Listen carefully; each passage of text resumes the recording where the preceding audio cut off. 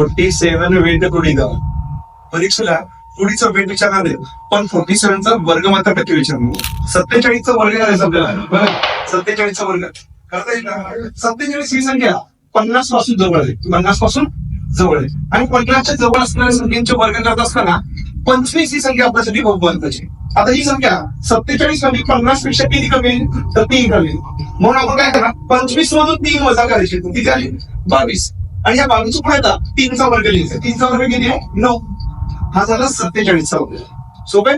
आता 54 म्हणजे 50 पेक्षा किती असते 4 जास्त.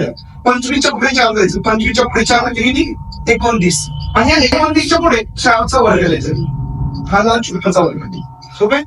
आता 46चा वर्ग तुम्ही कमेंट मध्ये टाकायचं.